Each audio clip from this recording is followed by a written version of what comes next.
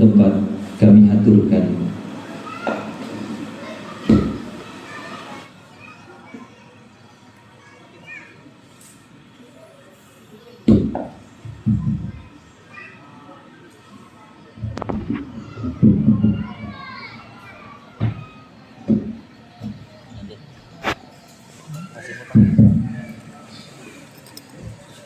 Assalamualaikum warahmatullahi wabarakatuh.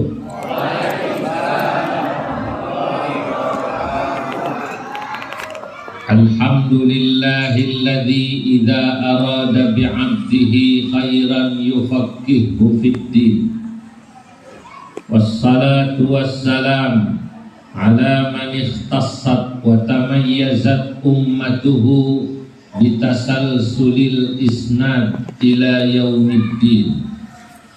Sayyidina wa habibina wa syafi'ina wa maulana Muhammadin wa ala alihi wa ashabihi alladhina tasalsala minhum wa ilaihim tafaqquhul ulama min hin ila hin. Amma ba'du, fa innal mulka wad-din taw'aman. Ad-dinu aslun wal mulku harisun.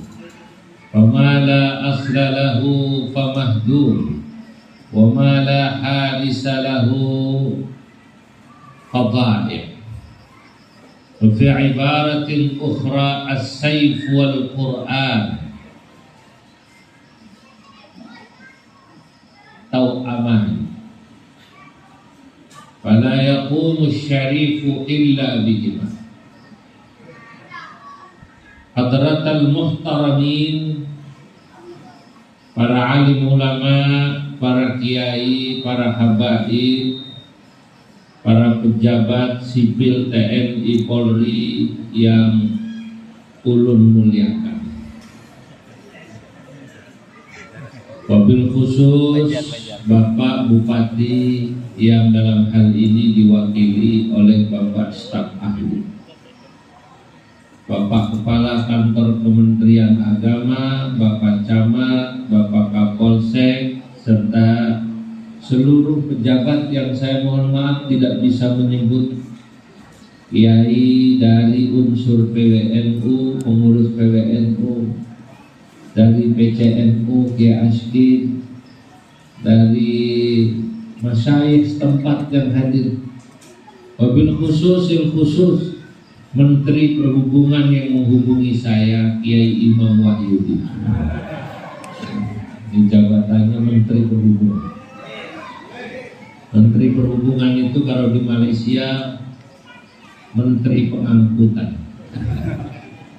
Saya pernah diundang atau dijemput dalam bahasa Melayu oleh Timbalan Menteri Pengangkutan. Timbalan itu wakil.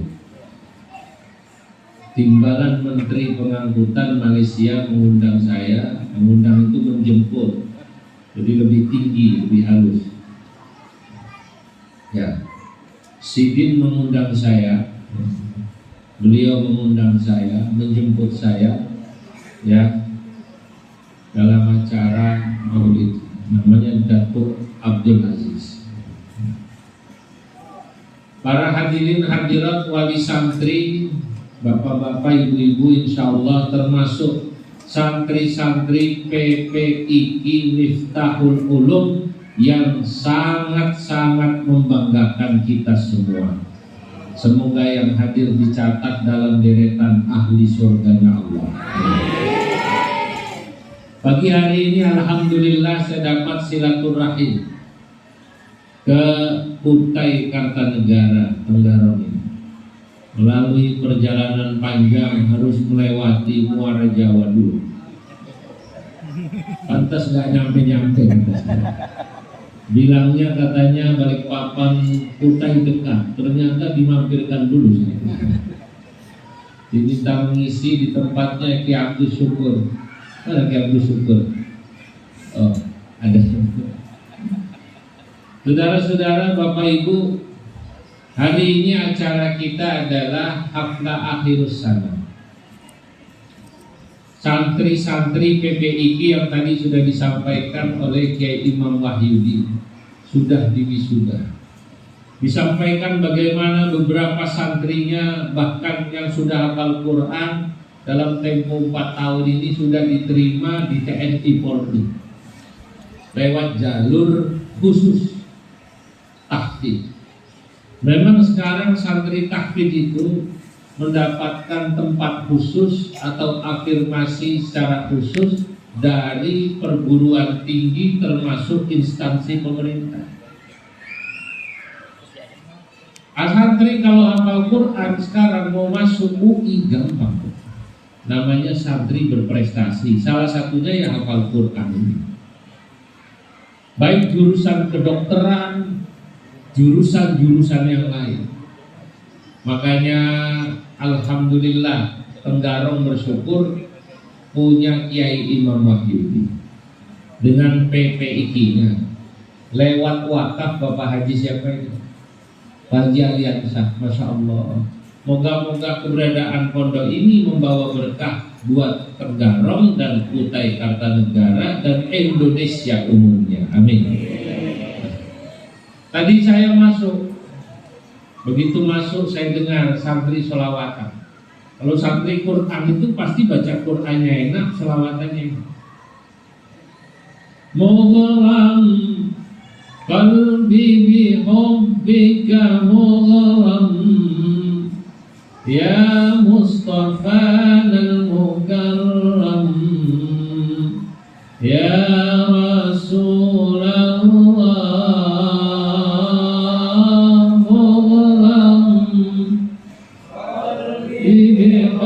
bika mughram ya Mustafa al-Mukarram ya Rasulullah.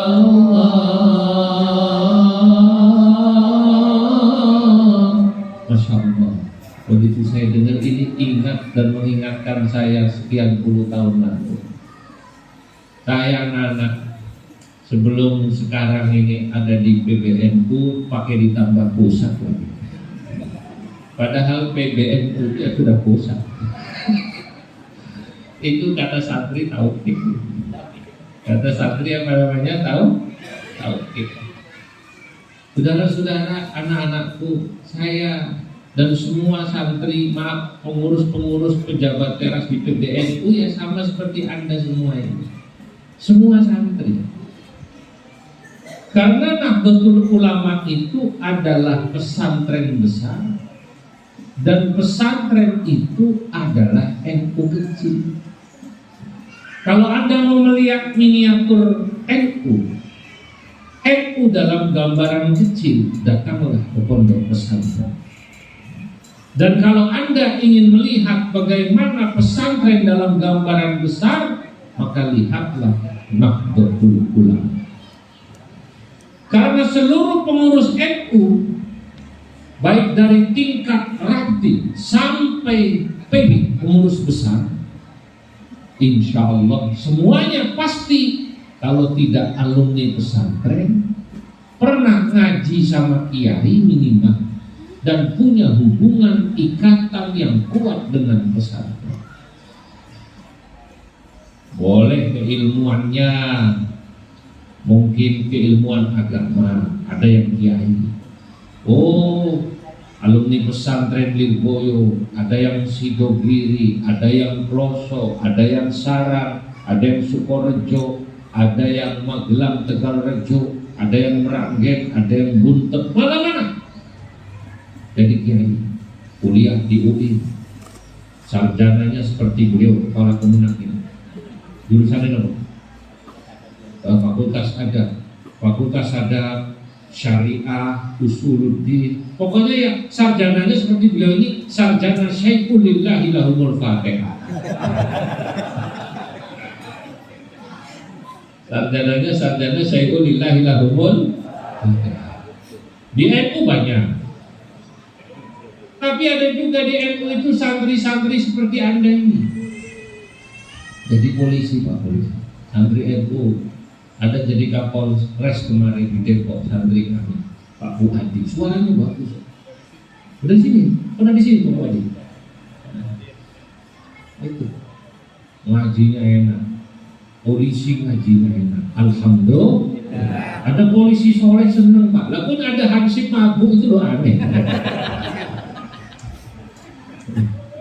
Polisi soleh itu. Ada TNI, Jenderal Dudung itu santri itu dulu Pak Kasat. Ada yang jurusannya fisika, ada yang kedokteran. Kemarin saya mengisi acara pembekalan buat mahasiswa jalur LPDP, PDSB, LPDP di UI, di Undi. Saya tanya, fakultas apa? Kedokteran. Tapi santri seperti ini. Nah inilah membanggakan santri Pak. Masya Allah, Indonesia kalau diisi begini indah. Bahkan ada sekolahan khusus di Banyuwangi penerbangan. Itu menerima santri-santri yang hafal Quran. Jadi nggak nyesel Bu mondokin anak di sini. Ini sambil saya ngendos pondok ini. Nggak nyesel sampai. Pian nggak nyesel. Ajunan nggak nyesel kalau bahasa Madura. Ya. Kalau anaknya mondok hafal Quran baik laki-laki maupun perempuan, insya Allah siap pakai. Waktu saya ke McGill itu adanya di Kanada. Salah satu universitas terkenal di Montreal, di mana? Kanada. Tahu McGill tahu Bu? McGill itu dari Samarinda ngalor ngulon terus. Ke utara terus ngulon. Masya Allah, gak sampai-sampai saya kesana hampir 24 jam. Sebelumnya saya ke Boston, ke Washington DC, ke New York, lalu bertemu dengan para agamawan, intelektual. Nah saat saya di McGill, saya ketemu pejabat di Dirjen Perhubungan. Tadinya kepala sekolah untuk calon pilot penerbang di Banyuwangi. Menghormat pada kami. Diberitahu oleh duta besar bahwa kami dari PBNU datang, hormat, disiapkan kami rumah Airbnb, disiapkan hotel kami milik di tempat yang luas. Beliau cerita, Pak Kiai ini namanya Afisina. Afisina itu dulu bahasa Arabnya Ibnu Sina. Saya ini mantan kepala sekolah penerbangan. Saya khusus minta waktu itu kepada Pak Menteri Budi Karya agar santri-santri ini dikasih jalur khusus menjadi pilot. Syaratnya hafal Quran. Wah, yang menang santri. Apalagi santri PPII. Jangankan santrinya, wali muridnya saja ini Masya Allah dari wajahnya kelihatan rata-rata Al-Quran di luar kepala semua.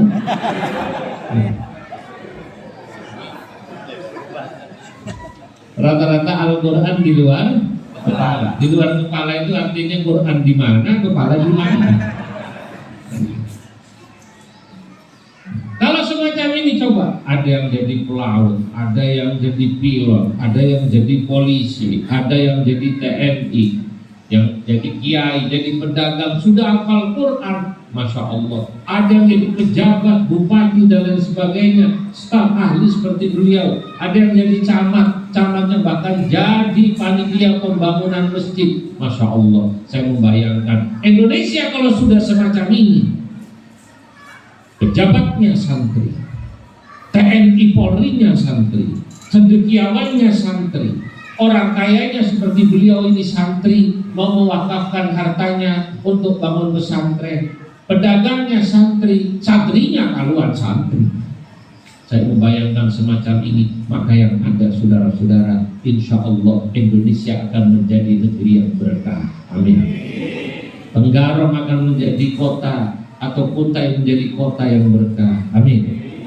Sebab apa? Sebab keberkahan itu pasti terkait erat dengan kesolehan. Allah akan memberikan keberkahan pada satu daerah, satu negeri, satu tempat kalau penduduk negeri itu, penduduk daerah itu, penduduk negara itu mau beriman, bertakwa kepada Allah, soleh. Begitu ayatnya, Pak. Walau anna ahlal qura amanu wattaqau La fatahna alaihim barakatim minas samai wal ardh. Ini lagu Jogja. Ini lagu Sunda, Pak. Sing kuring ibu di Sunda, sing kuring tiasa Sunda. Paham enggak ya? Paham enggak? Mau paham? Nyaho ya. Nyaho teh kasar. Walau anna ahlal qura, dan jikalau penduduk satu negeri, kata Allah, amanu, mereka mau beriman, wattaqau, dan bertakwa kepada Allah, la fatahna alaihim barakatim minas samai wal ardi, niscaya kami akan bukakan pintu keberkahan dari langit dan dari bumi. Para ahli tafsir menjelaskan dalam tafsirnya apa makna keberkahan dari langit dan bumi. Kalau Allah sudah memberi berkah dari langit, hujan yang turun, hujan yang menumbuhkan, bukan hujan yang membawa banjir. Kalau Allah memberikan keberkahan dari bumi, segala yang ada di bumi, Masya Allah, membuat daerah tersebut menjadi makmur. Tanahnya ditanam subur, tanahnya ada sesuatu yang bisa menghasilkan. Ya contohnya ini Kaltim, punya emas hitam. Saya pikir tadi di pinggir Sungai Mahakam itu aram, itu aram banyak aram. Tak tahunya batu, itu emas hitam. Masya Allah, ini berkah. Lah, saya berharap ini bukan istidraj buat penduduk Kaltim. Sudah dikasih seperti ini. Ini kan beliau-beliau ini yang datang dari Jawa, dari Madura, dari Sunda, dari Bantul ke sini. Ini kan ya karena di sana ya seperti itulah kita tahu. Mau coba cari keberkahan baru di Kaltim.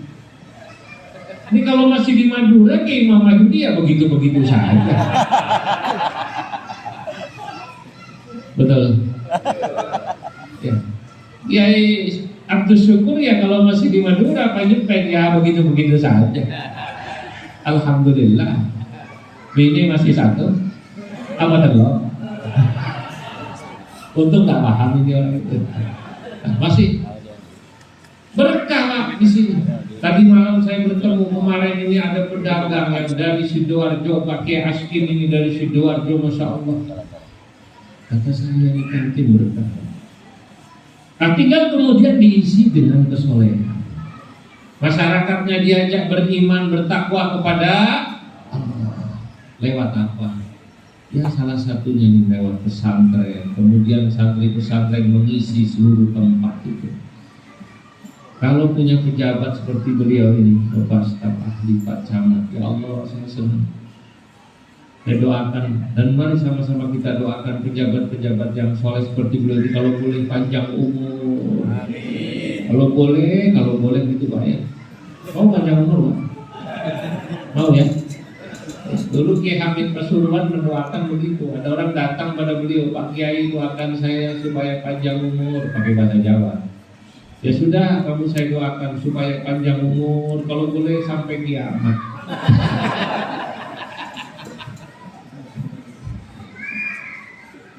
Kata orang itu, Pak Kiai jangan didoakan sampai kiamat, repot dan kalau mati gak ada yang mandikan. Nah kalau saya sekarang mendoakan, kalau boleh sampai kiamat, kurang seminggu.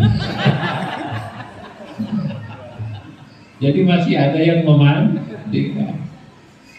Orang-orang baik seperti beliau ini, Masya Allah. Jadi pejabat tapi peduli pada agama itu penting kan? Tapi dalam mukaddimah saya kutip ungkapan Imam Ghazali dalam kitab Ihya. Kata Imam Ghazali, ad-din wal mulku tau'amani. Dalam kitab lain yang tadi malam saya kutip, kitabnya ditulis oleh Syekh Yusuf Al-Makassari dari Makassar, yang kemudian wafat dikubur di Afrika Selatan. Beliau menulis kitab Qurratul Ain allati lil insani kal ainain. Beliau menjelaskan bahwa fungsi pemerintah itu penting. TNI, Polri, pemerintah penting. as-saif wal Quran. Beliau menggunakan bahasa pemerintah itu as-saif, pedang. Maksudnya al-umara. Wal Quran dan Al-Quran. Pedang dan Quran itu penting. Loh, begitu kata beliau. Maksudnya pedang itu umara. Maksudnya Quran itu ulama. Jadi zaman dulu orang baru disebut ulama kalau dia alim di bidang Quran. Nah ini jangan salah, nanti akan saya jelaskan. Alim itu bukan sekedar hafal. Menghafalkan Quran itu anak-anakku sudah berat, tapi itu belum sampai level ulama.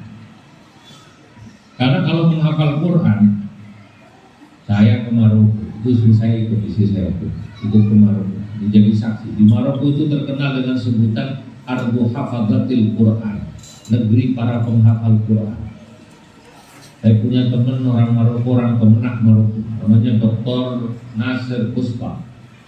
Nasir Busbak, Abu Sama. Dia cuma disingkat jadi Busbak. Nah, orang Maroko 2%-nya itu hafal Quran. Jadi kalau di Maroko Pak, ada satu RT 100 penduduknya, maka 2 orang itu pasti yang hafal Quran. Pasti 30 juz. Sisanya ya 15 juz, sisanya berapa. Oh saya malam-malam jalan dari Tanjak itu Tanjir. Saya, Kiai Mustafa Hakim, istri-istri kami dan beberapa pengurus NU. Waktu itu saya membuka komunikasi dengan Kementerian Agama sana agar santri-santri NU bisa belajar di Maroko, dan alhamdulillah saya melanjutkan program MK saya tahun 2013. Mampir malam-malam Pak di pom bensin. Di pom bensin mampir. Karena tempatnya kecil, sholat kantor. Di depan saya itu pegawai pom bensin, pakai baju pegawai. Sholat isya Pak. Saya pikir suratnya Alam Nasra wa Duha. Wa Duha Alam Nasra. Ternyata suratnya Quran. Itu pegawai pom bensin. Sesudah waladhdallin, amin, baru baca. Man kana yuridul ajilata ajjalna lahu fiha ma nasha'u liman nurid, thumma ja'alna lahu jahannam yaslaha mazmuman madhura, wa man arada al-akhirata wa sa'a laha sa'yaha wa huwa mu'min fa'ulaika kana sa'yuhum mashkura, kullan numiddu ha'ula'i wa ha'ula'i min 'ata'i rabbik wa ma kana 'ata'u rabbika mahdura. Unzur kaifa faddalna ba'dahum 'ala ba'd wa lal-akhiratu, sampai akhir saya kagum. Pegawai pom bensin bacaannya seperti ini. Bagaimana pengurus NU-nya? Maksudnya pengurus NU di Maroko.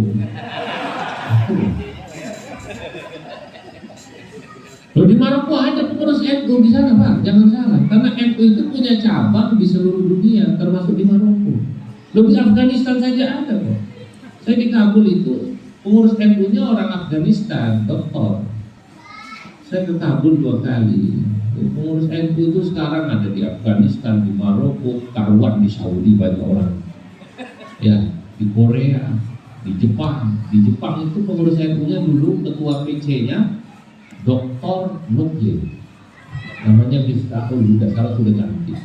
Dulunya sebelumnya wakil gubernur Jawa Timur Emil Dardak itu pengurus NU di sana.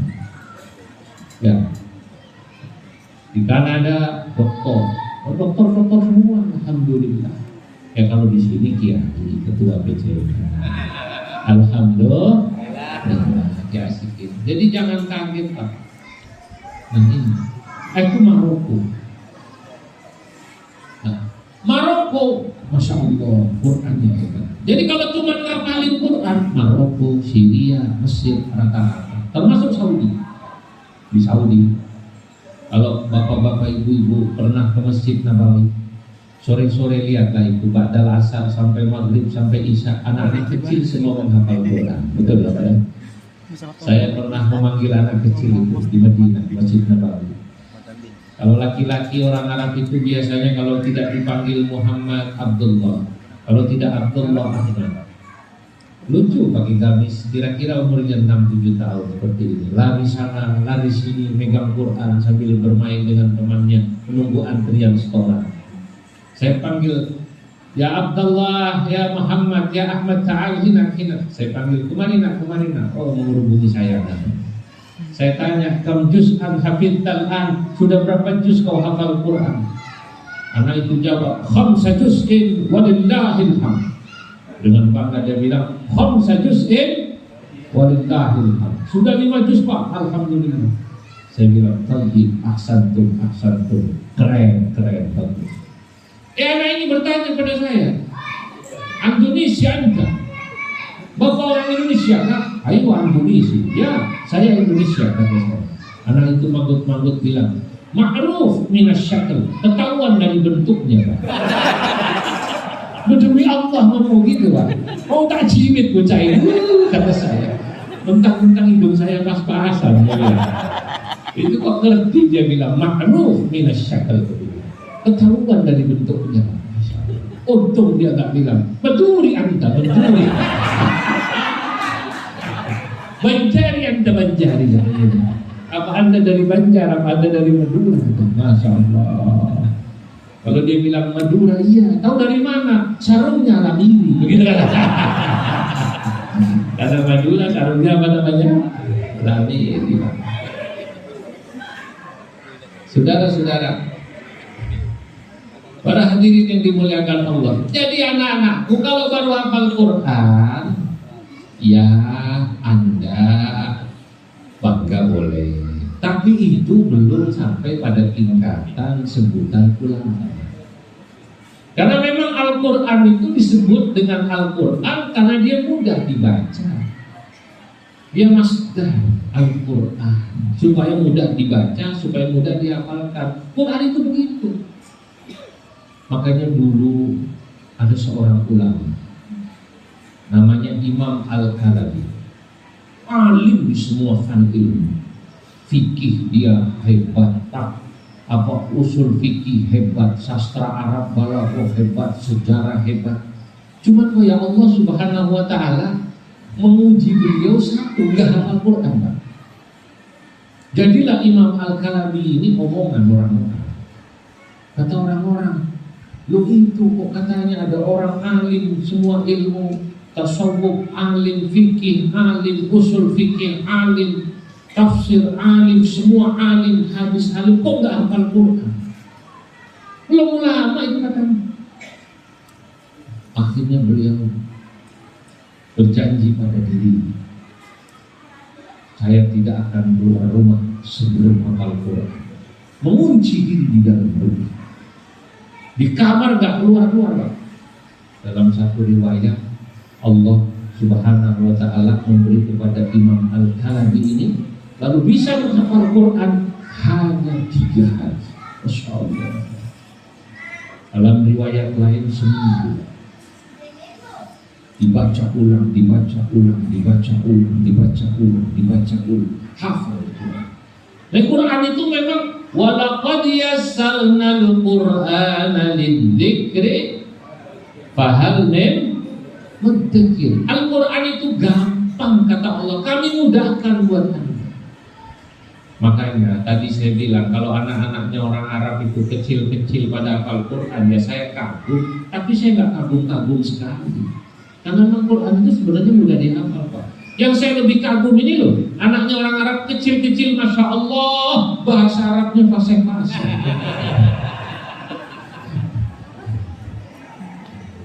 Fasih-fasih, Pak. Sampai ngerti Indonesia entah. Ya orang sini juga kelihatan ini fasih-fasih bahasa Arabnya Ibu ya. Ya iya. Canggih-canggih apalagi Kiai Imam ini sering bawa jamaah umroh. Alhamdulillah. Ya, bahasa Arab itu kan katanya tergantung dipraktekkan. Orang Madura, orang Banjar, orang Garut, orang Banten banyak di Arab. Bahasa Arabnya lebih canggih daripada kiai-kiai. Mukimin namanya, betul ya? Kiai-kiai itu bingung kadang mau nawar karena pakai bahasanya campur amiyah. Kalau kiai-kiai santri apalagi hanya tamatan sanawiyah, belum sampai aliyah, itu kalau nawar bingung dia bahasa Arabnya apa. Ada ditawarin ibu-ibu keluar dari masjid Kudungan, Siti Rahma, khamsa riyal. Dilihat, 5. Bapak-bapak ditawari sorban, haji, Indonesia, khamsa riyal. Dilihat 5. Dia mau nawar 2 riyal bingung. Apa bahasanya? 2 riyal dia nggak tahu. Untung dia ingat salat subuh, rokaatain. Maksudnya rialain jadi rokaatain. Karena ingatnya salat subuh. Kata yang dagang dilihatin wajahnya, tenggarong modelnya. Kata yang dagang, la. Salat rakaat fardhalillahi ta'ala, Allahu akbar. Kalau mau katanya 3 real, dia bilang salata. Masya Allah, saudara-saudara. Jadi anak-anakku, belajarlah yang rajin.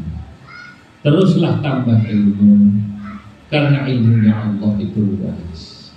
Ilmunya Allah itu luas.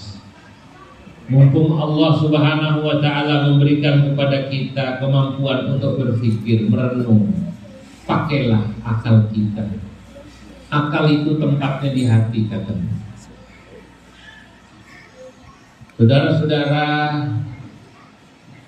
Al-Quran itu kalau sampai pernah ngitung hurufnya, pernah ngitung berapa jumlah huruf Quran? Itu Quran ini rahasia, jangan ngomong-ngomong ya. Jumlah hurufnya ada 1.027.000. Saya ulangi, berapa? 1.027.000. Kalau nggak percaya, hitung sendiri sama pian. Kalau sampai baca tafsirnya Syekh Nawawi Al-Bantani, itu selalu ini adalah surat Al-Ikhlas, ayatnya 3 atau 4, ya kalimatnya ada sekian puluh, hurufnya ada sekian ratus, gitu kan? Ada nggak? Nah, itu di total 1.027.000. Nah, saya ingin membahas satu huruf saja daripada huruf yang ada di Quran, namanya huruf Ain. Huruf Ain itu pernah hitung ada berapa jumlahnya di Quran? Pernah hitung apa tidak? Huruf Ain coba sampai catat, kalau nggak percaya, jumlahnya ada 9.470. Masya Allah. 9.470. Nah, ini mulai ngaji kayak kuliah ini. Kalau tadi agak tipis-tipis ngaji, sekarang mulai kita naikkan levelnya, begitu ya. Naikkan apa namanya, levelnya. Udah masuk belum ini? Udah mulai serius belum? Masuk? Saya lihat soalnya banyak yang nyender sambil slow. Jumlah huruf Al-Quran ada berapa tadi? 1.027.000.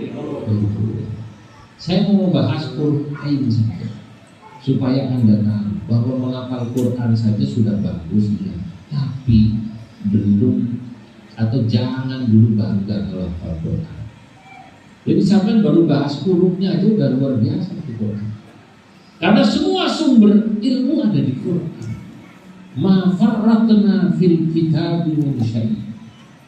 Sungguh kami tidak akan pernah meninggalkan apapun, semua kami bahas dalam Al-Quran. Anda sampai mau cari ilmu apa saja di Quran, nanti saya jelasin. Kalau waktunya cukup apa tidak? Sampai jam berapa? Huruf Ain Ain saja sekarang kita bahas. Jumlahnya 9.470. Masya Allah. Dari huruf Ain, di antara kalimat atau lafaz yang keluar dari huruf Ain itu yang berkaitan satu sama lain, ternyata ada 3 lafaz. Pertama, akal Ain. Kedua, ilmu Ain apa tidak? Ketiga, amal itu nanti sampai cek kan santrinya Al-Quran semua. Saya cuma memberi pancingan saja supaya pian-pian, ajunan anda semua kemudian mau menggunakan ilmu berpikir.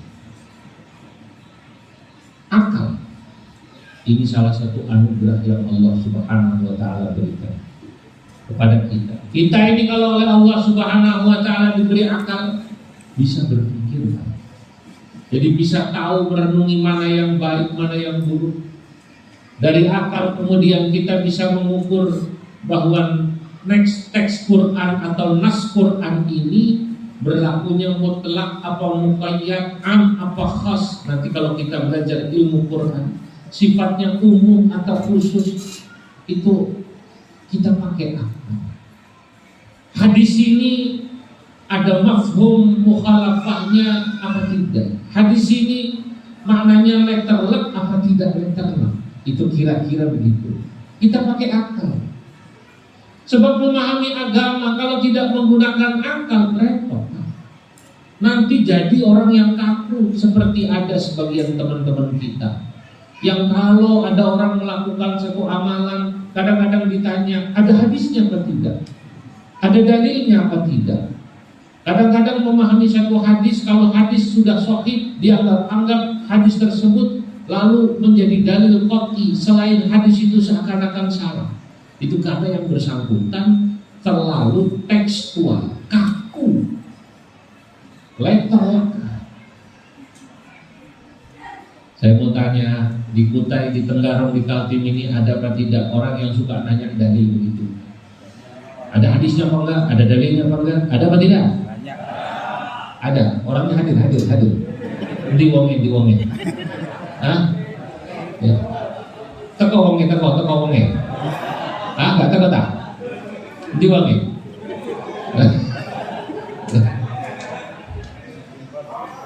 Dikit-dikit nanya hadis.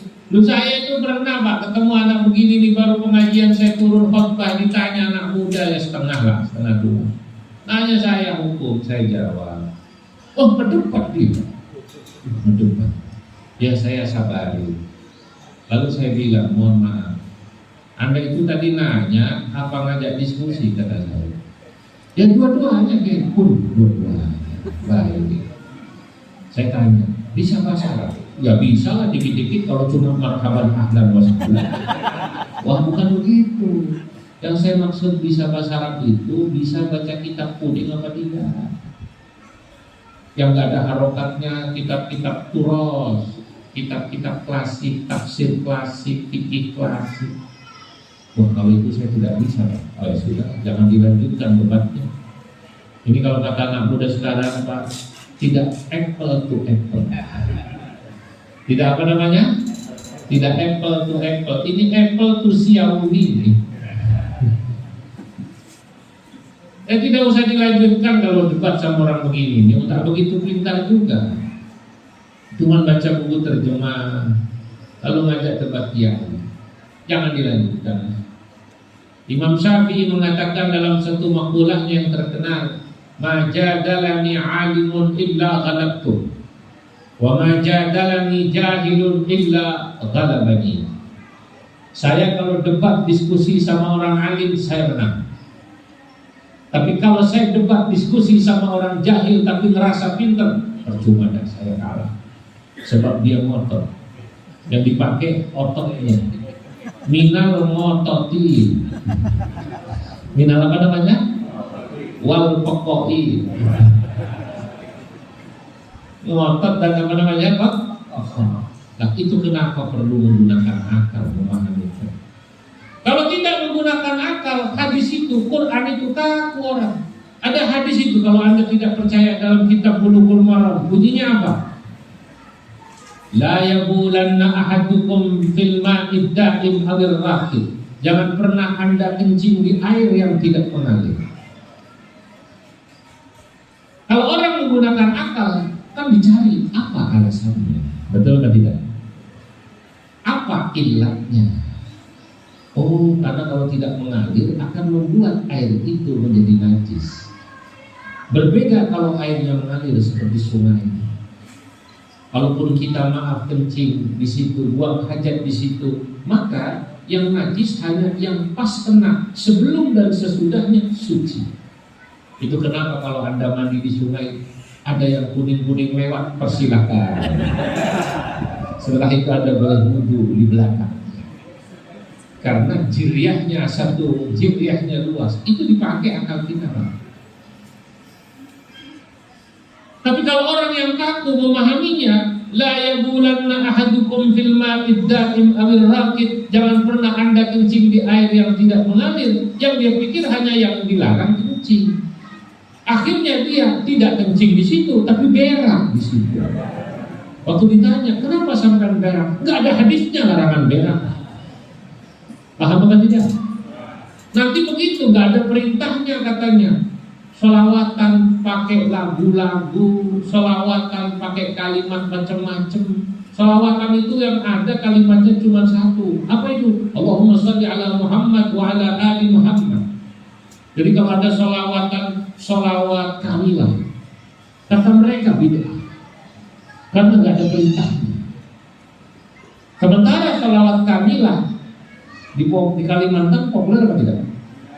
Allahumma sholli sholatan kamilatan wa sallim salaman tamman ala sayyidina Muhammadin billadhi tanhallu bil qadru wa tanfariju وتقضى وتنال به الرغائب وحسن الخواتيم ويستسقى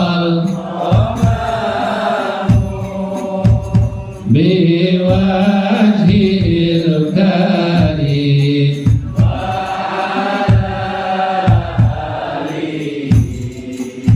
وصحبه بكل لمحة ونفس بعدد كل مخلوق. Ini solawat terkenal, solawat apa namanya? Kamilah. Sebagian orang menyebut solawat Kalimantan. Oh begitu, karena suka ada yang keliru. Allahumma sholli sholatan Kalimantan selatan. Kamilah kan jadi kalimat. Nah, saudara-saudara, kalau orang yang menggunakan akalnya, dia tahu bahwa Nabi itu ketika ditanya oleh sahabat, bagaimana ya Rasulullah, kaifa nusalli alaika? Bagaimana kami bersalawat kepadamu? Itu konteksnya dilihat dalam sholat. Kalau sholat betul tidak boleh membaca sholawat pada saat sholat tahiyat awal maupun tahiyat akhir, kecuali menggunakan sholawat Ibrahimiyah. Allahumma shalli ala Muhammad, atau pakai Sayyidina. Allahumma shalli ala Sayyidina Muhammad wa ala ali Sayyidina Muhammad kama shallaita ala Sayyidina Ibrahim wa ala ali sampai fil alamina innaka. Kalau dalam sholat, iya, itu namanya sesuatu yang sudah menjadi dogma. Ta'abbudi. Kalau bahasa Arabnya ta'abbudi. bahasa kuliahnya dogma, bahasa kampungnya dari sononya begitu. Kalau ditanya kenapa kok saya kalau sholat hanya boleh sholawat Ibrahimiyah, dari sononya begitu, dari sononya nggak bisa dirubah-rubah. Sama kayak sholat subuh, dari sananya 2 rakaat. Walaupun Pak Camat sudah pensiun, tidak boleh sholat subuh 4 rakaat. Waktu ditanya kenapa Pak Camat sholatnya 4 rakaat, dulu waktu muda jarang sholat. Gak bisa kan? Itu sudah dari sananya. Sholat subuh itu berapa? Tidak boleh ada kreasi, tidak boleh ada inovasi, tidak dikasih kebebasan. Tapi di luar itu sholawat bebas. Anda kalau keliling seluruh dunia, saya sering cerita sholawat saya ke seluruh dunia. Saya dengar bagaimana sholawat orang Maroko, sholawatan orang Syria, sholawatan orang Irak, sholawatan orang Yaman, ulama-ulama Yaman, kan begitu kan? Ya, Habib Umar bikin maulid dia awal. Dan yang lain-lain bikin. Kemudian Anda kalau nanti ke negara-negara lain, Anda akan temukan Masya Allah, ternyata lagu sholawat dan bentuk sholawat itu kata orang Madura cemacem tadi. Cemacem. Seperti yang sering saya ceritakan ketika saya datang ke negeri Cina.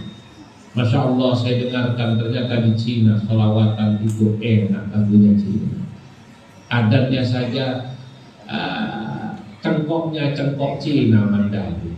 Waktu saya sholat di Masjidil Langsung, saya dengarkan adanya Masya Allah, Allah menciptakan makhluknya ada al-sinatin muhtalifah, lisannya, dialeknya, lagunya macam-macam, dan itu indah Pak. Kalau tadinya saya hanya mendengar saat saya tawaf di Masjidil Haram, di depan saya jamaah haji Cina, mutawif pembimbing yang tawaf membaca Rabbana Atina saja tapi pakai dialek Cina atau cengkok Cina. Ustadznya baca Rabbana Atina fid dunya hasanatan wa fil akhirati hasanatan wa qina adzabannar. Saya dalam hati saya mau ketawa takut kualat. Lucu ya. Ternyata saya ke Cina. Sampai Cina saya dengar adzan di Masjid Rancu yang sholat hampir 100.000. Ya Allah. Karena sholat di sana hanya ditaruh di Masjid Alun-Alun. Kayak di Kuta itu, tadi Masjid Alun-Alun ya, Masjid Agung. Wah, itu juga 100.000. Di kampung nggak boleh bikin jumatan, hanya di sana. Karena kompak. Begitu adzan saya dengar adzannya. Hayya 'alas shalah. Hayya 'alas salah. Hayya 'alal falah. Hayya 'alal falah.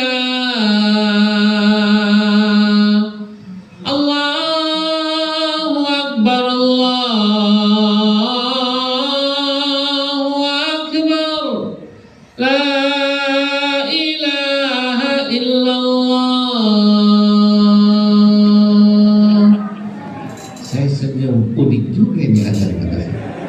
Saya langsung membayangkan, orang Cina ini kalau malam Jumat baca berjanji, baca sholawat, pasti begitu asyrafal lagunya Wong Faipo, lagunya Jetli. Begitu asyrafal, ya Nabi salam alaik, blum, ya salam alaikum.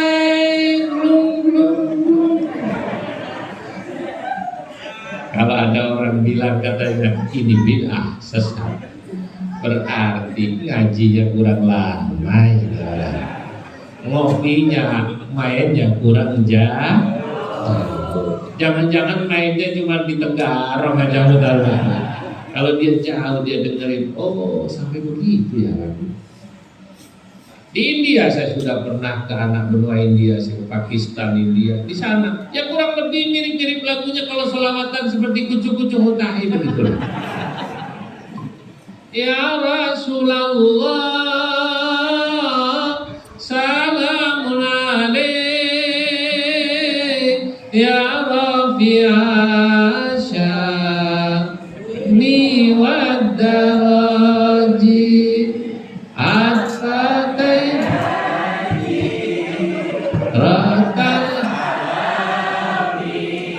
Ya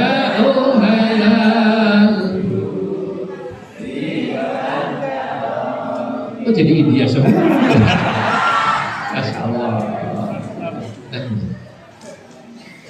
Nah makanya saudara-saudara, saya kalau dengerin anak-anak selawatan kayak tadi lagu Mu'rob, lagu Arab, itu apa-apa.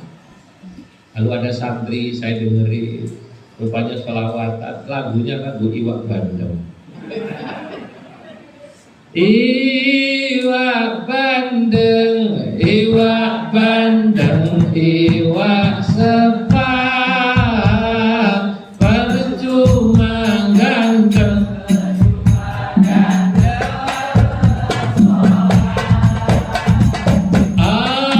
Allahumma sholli wa sallim sayyidina.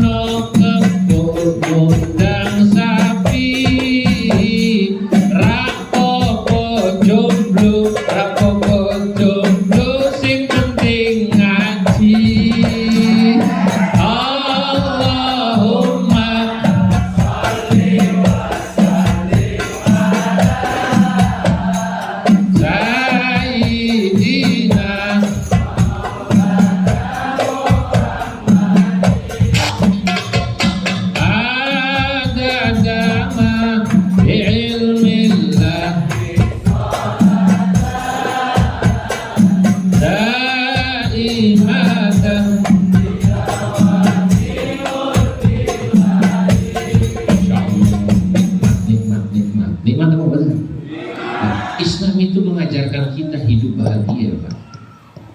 Karena agama Islam itu agama yang membahagiakan, agama yang memudahkan. Kalau ada orang menjelaskan Islam bikin orang takut, berarti dia tidak paham Islam. Kalau ada orang menjelaskan agama Islam membuat orang susah, berarti dia nggak paham Islam.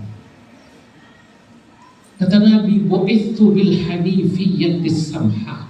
Aku diutus Allah membawa agama yang hanif dalam hal tauhid, prinsip la ilaha illallah. Kalau ini prinsip ini, Pak.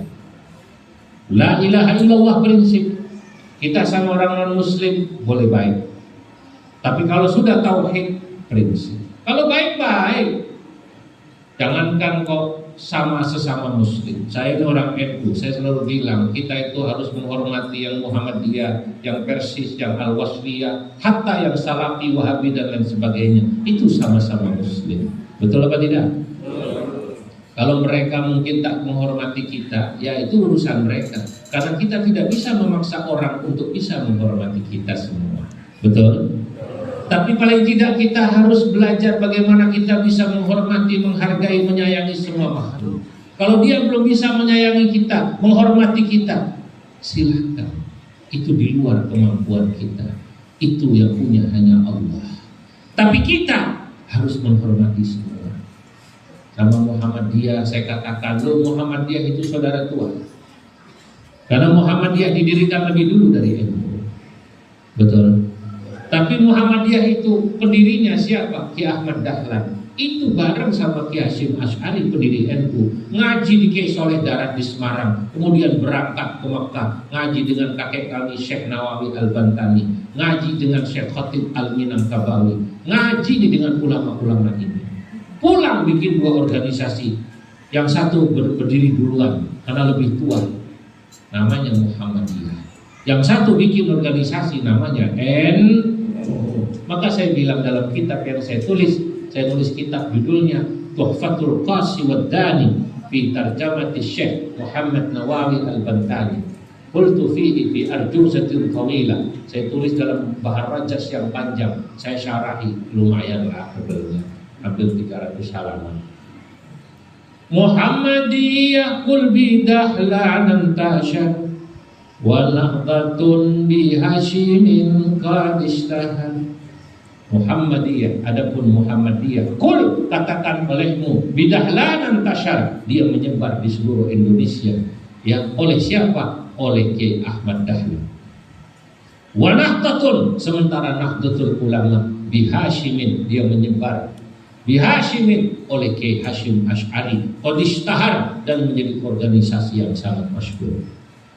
Hari ini harus diakui NU menjadi ormas terbesar. Kenapa? Ya salah satunya karena jaringan pesantren seperti pondok. Kalau ada pondok pasti NU. Ya, kalau NU pondok lebih unggul dari Muhammadiyah, harus dulu. Tapi kalau rumah sakit, kampus, NU ini harus belajar sama Muhammadiyah. Cuman pengurus NU ini selalu banyak alasan yang Pak Ketua ini. Saya bilang, kenapa Pak Kutai belum punya rumah sakit, belum punya kampus besar? Loh, kita ini Pak Kiai selalu kerjasama baik sama Muhammadiyah. Muhammadiyah membangun rumah sakit, membangun kampus, NU menyiapkan pasien dan mahasiswanya. Ayo, kapan saya datang sudah punya rumah sakit? Iya. Siap? Nah iya, walau yang wakaf tanah banyak insya Allah. Wakaf tanah banyak ya. Kemarin saya dari Jambi. Ada jamaah NU, Masya Allah. Yang murid saya, muridnya Habib Lutfi juga. Wakaf tanah 30 hektar. Sudah dibangun masjid. Masjidnya indah sekali. Lambang NU-nya dari bawah besar. Lebarnya 15. Panjangnya 15. Betul ya. Lebarnya 15. Panjangnya 30, lebarnya 15. Tinggi besar. Itu bikin lambang NU-nya saja. Habis Pajero 1. Lambang NU. Jangan tanya itu berapa masjidnya, rumah yayasannya buat santrinya, asramanya, sekolah dia wakafkan. Ya Allah, orang biasa tadinya, tapi kemudian punya tambang galian C, batu split. Dia wakafkan, silahkan Kiai, saya hanya mencari uang. Allah kasih, semua guru-guru dibayar. Nangis saya ketemu begini. Makanya kalau pengurus NU ini kurang bisa komunikasi, bikin rumah sakit dan sebagainya, tadi terlalu sering kalimat yang tadi, kerjasama kami baik dengan Muhammadiyah. Muhammadiyah menyiapkan rumah sakit dan kampus, kami menyiapkan pasien dan mahasiswanya. Paling kami cuma punya ambulan. Ayo, supaya semangat, betul apa tidak? Nah iya, tugas saya begitu, nyemangatin santri supaya wawasannya luas, nyemangatin pengurus supaya gerak. Sampai mana ini Pak? Rumah sakit. Sudah 1 jam saya lebih. Sudah apa cukup? Cukup? Akal. Apa tadi? Akal. Huruf ain apa tadi? Akal. Kedua, ilmu. Ketiga, akal belum selesai. Nah, orang kalau pakai akalnya, Masya Allah, dia akan jadi orang yang bijaksana.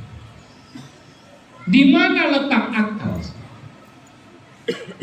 Bapak-bapak, dahulu para ilmuwan, min qadim zaman sampai sekarang, mereka berbeda pendapat tentang akal itu tempatnya di mana. Apakah akal kita, akal manusia tempatnya fit dimag, di otak sini, amfil qalbi, apakah di dalam hati? Kalau para ulama-ulama tafsir termasuk Ar-Razi dalam kitabnya Mafatihul Ghaib, Dan ulama-ulama berikutnya yang sependapat dengan beliau mengatakan bahwa akal itu tempatnya di hati, bukan di otak. Karena dia hissi. Dia maknawi, la hissi. Dia sesuatu yang maknawi. Dalilnya apa? Lah karena ulama itu pasti punya dalil. Cuma kadang-kadang ulama itu tak selalu menyampaikan dalil pada jamaah. Itulah Kiai NU juga kadang-kadang kalau ditanya kenapa ngajinya kok hadis Qur'annya dikit. Ya karena kalau apalagi ceramah umum begini semuanya dalil, itu ya nanti kasihan, Pak. Betul apa tidak? Orang belum, ya saya keluar hadis sedikit, Quran sedikit, kutipan, supaya sampean sahabat. Kalau kayak ngaji rutin, kitab Tafakkul Qorib, Riyadhus Shalihin, setengah jam sudah bosan sampean. Betul apa tidak? Nah, di mana tempatnya akal? Nah, kata Quran. Walaqad dzara'na li jahannama katsiran minal insi wal jinn lahum qulubun la yafqahuna biha wa lahum adhanun yasma'una biha. Sungguh telah kami siapkan dan kami jadikan yang namanya neraka jahanam itu dipenuhi oleh manusia dan jin.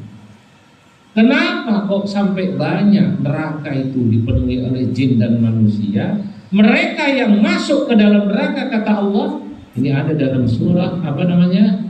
Al-A'raf ayat 179, dekat sama surat yang ayat yang tadi saya baca itu, ya.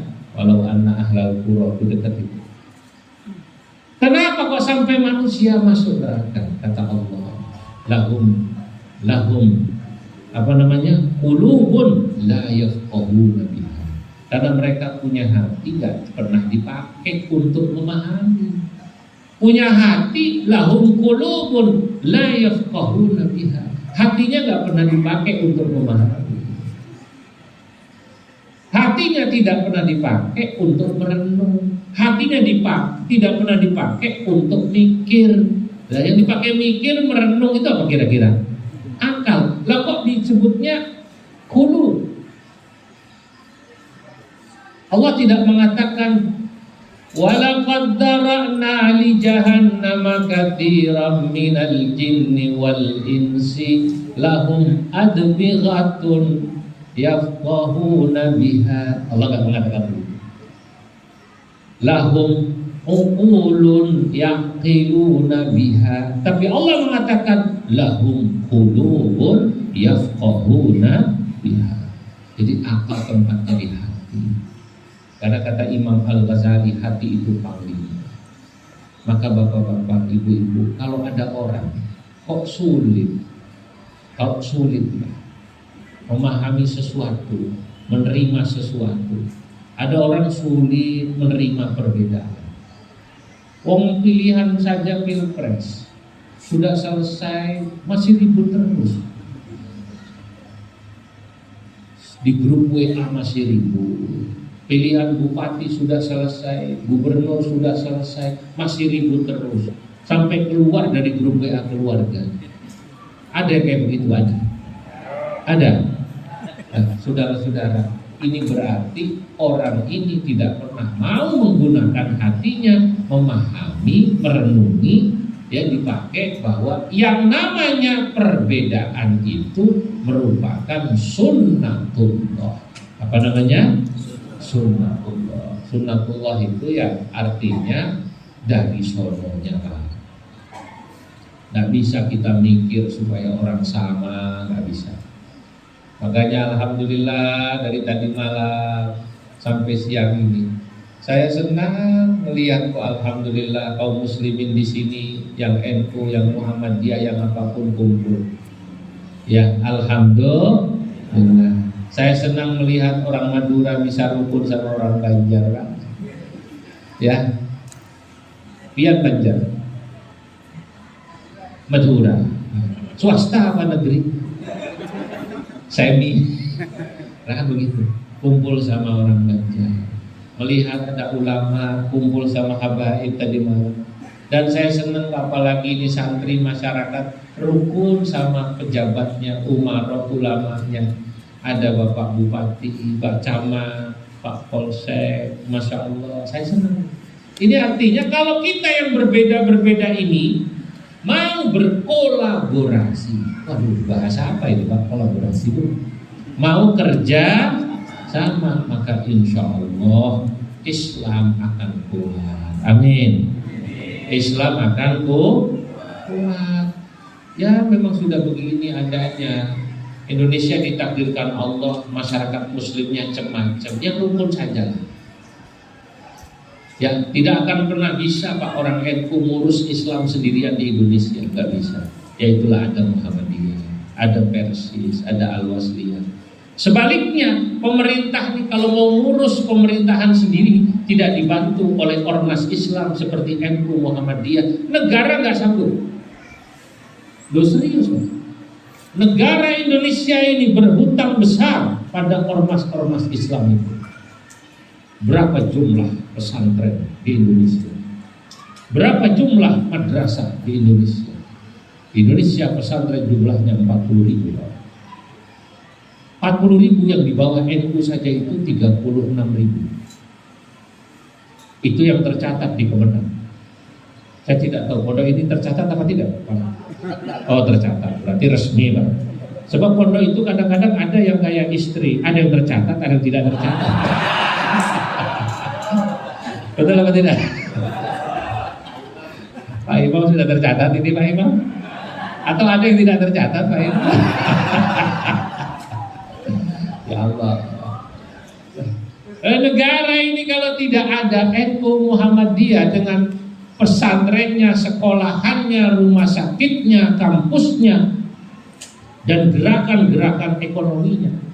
Loh NU itu yang namanya BMT Sidogiri, yang namanya Basmalah Emal, ya BMT Syariah Jawa Timur itu di Sumeneb, Gapura, saya sudah ke sana. Itu 11 tahun lalu atau 10 tahun lalu didirikan, modalnya 400.000. Sekarang sudah mengelola dana, sudah ada 100 cabang. Itu BMT Syariah NU Jawa Timur itu sudah mengelola dana kemarin terakhir 1,3 triliun. 1,3 triliun. Ini baru itu. Itu baru Sumeneb, Pak. Jangan Anda tanya kayak Magelang, Sidoarjo, Surabaya punya rumah sakit Islam Khadijah besar sekali. Itu yang namanya gerakan poin NU.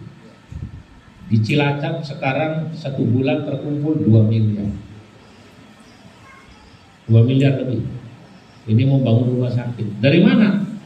Kaleng-kaleng poin NU itu ditaruh di warga NU. Ibu-ibu nih kalau belanja kembali 2.000 masukin. Kumpulin. Nanti kumpulkan ke ranting, dari ranting kumpulkan ke MWC kumpulkan. Nanti mana yang sedang bangun kantor ranting, di situ bangun. Gantian 2 miliar. Jadi tidak semata-mata mengharap hibah dari pemerintah, karena NU-nya kaya sudah. Saya tidak tahu kalau NU di sini apakah masih proposal, ashabul proposal. Ya arhamar rahimin irhamna. Masih begitu? Nah, tolong dirubah.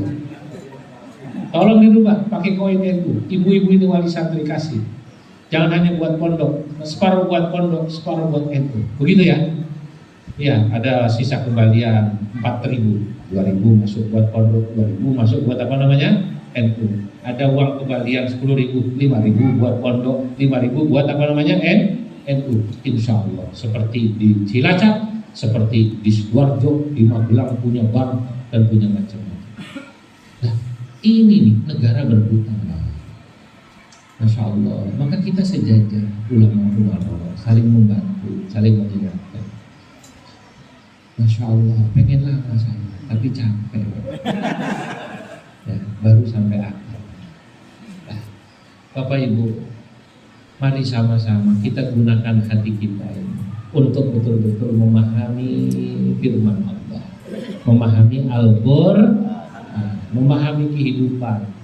yang kalau kita gunakan insya Allah kita akan menjadi makhluk yang bijaksana. Nanti insya Allah lain waktu kita lanjutkan ain yang kedua dan ketiga lain waktu. Saya selalu gitu nyisain sisa. Tadi malam nyisain sisa. Nah iya, ya Allah sampai pengen untung banyak. Iya, kayaknya capek. Sekian dari saya. Mohon maaf atas segala kekurangan. Allahumma muwaffiq ila aqwamit thariq. Wassalamualaikum warahmatullahi wabarakatuh. Bismillahirrahmanirrahim. Allahumma shalli wa sallim ala sayyidina Muhammad fil awwalin wal akhirin. Wa barik wa radiyallahu tabaraka wa ta'ala an sayyidatina ashabi rasulillah ajma'in. Alhamdulillahirabbil alamin. Hamdan wafi ni'mal kafirin billah. Ya Rabbana lakal hamdu kama yanbaghi li jalalika wal karim wa 'azimi sultanik. Allahumma barik lana fi awaqi sya'ban wa ballighna Ramadan. Allahumma adkhilna fihi bis salamati minal hisban wal faraghi minal ashrar wa raddina fihi bil yasir minan nar. Rabbana hab lana min azwajina wa dhurriyyatina qurrata a'yun waj'alna lil muttaqina imama. Rabbana atina fid dunya hasanah wa fil akhirati hasanah wa qina adzaban nar. Alhamdulillahirabbil alamin. Assalamualaikum warahmatullahi wabarakatuh. Waalaikumsalam.